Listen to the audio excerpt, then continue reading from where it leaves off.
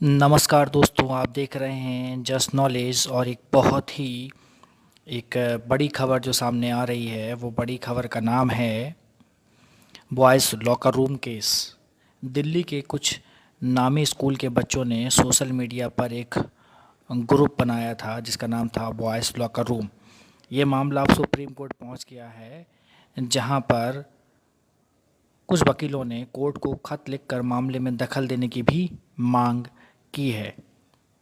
तो आप समझ सकते हैं कितना बड़ा मामला है। बॉयज़ लॉकर रूम में स्कूली लड़कियों के बारे में बेहद आपत्तिजनक बातें लिखी गई हैं, जिसमें केस दर्ज हुआ है और ये ग्रुप इंस्टाग्राम पर बनाया गया था। सुप्रीम कोर्ट में लेटर पिटिशन दाखिल कर दिया गया है इस मामले में संज्ञान लेने के लिए, और याचिका में ये भी कहा गया है कि ये मामला ना सिर्फ प्राइवेसी से जुड़ा हुआ है बल्कि ये महिलाओं की सेफ्टी से भी जुड़ा हुआ मामला है। साथ ही नाबालिगों को संवेदनशील बनाने और उनके काउंसलिंग करने का भी ये मामला है।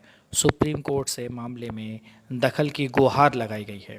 सुप्रीम कोर्ट में 3 वकीलों की ओर से लेटर लिखकर बॉयज़ लॉकर रूम मामले की सुनवाई की गुहार लगाई गई है और कहा गया कि सोशल मीडिया प्लेटफॉर्म लोगों के बीच बातचीत के गैप को भरता है, लेकिन मौजूदा बॉयज़ लॉकर रूम स्कैंडल साबित करता है कि ये प्लेटफॉर्म महिलाओं को प्रताड़ित करने के लिए इस्तेमाल भी किया जा सकता है और किया जा रहा है। इस तरह के किसी को भी आसानी से धमकी दी जा सकती है और इस तरह से आसानी से प्लेटफॉर्म का इस्तेमाल कर ऑब्जेक्शनल, आपत्तिजनक और प्राइवेट पिक्चर, बातचीत और संदेशों को शेयर किया जा सकता है। बॉयज़ लॉकर रूम एक सोशल प्लेटफॉर्म, एक ग्रुप है जिसे कुछ नाबालिग स्कूली बच्चे चला रहे थे। ये बच्चे दिल्ली के नामी स्कूलों के हैं। इनमें लड़कियों के आपत्तिजनक पिक्चर शेयर किए जाए और फिर लड़कों ने उन लड़कियों के शरीर के बारे में आपत्तिजनक बातें भी शेयर करनी शुरू की। यहाँ तक कि स्कूली लड़कों ने रेप और गैंग रेप की भी चर्चाएं की। तो इस लेटर पिटीशन में ये भी कहा गया है कि कथित तौर पर उस प्लेटफॉर्म पर लड़कियों की आपत्तिजनक तस्वीर डाली गई और उन्हें धमकी दी गई कि ऑनलाइन उसे लीक कर देंगे। इस मामले में सुप्रीम कोर्ट को लेटर पिटीशन दाखिल कर कोर्ट से दखल देने की भी गुजारिश कर दी गई है। याचिकाकर्ता ने यहाँ तक कहा है कि घटना बेहद डराने वाली है और ऐसे में सुप्रीम कोर्ट मामले में दखल दे। यह घटना न सिर्फ निजता से जुड़ी हुई है बल्कि महिलाओं के सेफ्टी का भी मामला बनता है।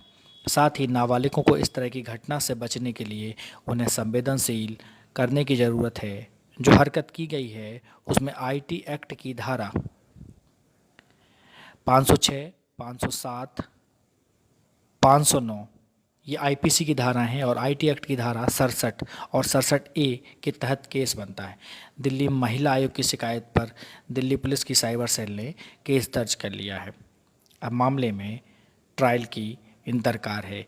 देखते हैं आगे क्या केस होगा। फिलहाल इस केस पर बॉलीवुड सेलिब्रिटीज़ ने भी बहुत ज़्यादा चिंता जाहिर की है और इसे पेरेंटिंग का भी दोष माना गया है कि ऐसे बच्चे की जो पेरेंट्स की लापरवाही के कारण इस तरह की चीज़ें कर सकते हैं। खैर, एक बहुत ही संवेदनशील मुद्दा है और इसको सोचने की ज़रूरत है। आप इसे ज़रूर सोचिएगा और बच्चों के लिए एक केयरफुल पेरेंटिंग की बेसिक नीड है। आपको उनसे बातें करनी चाहिए, उनसे जुड़ना चाहिए और उनसे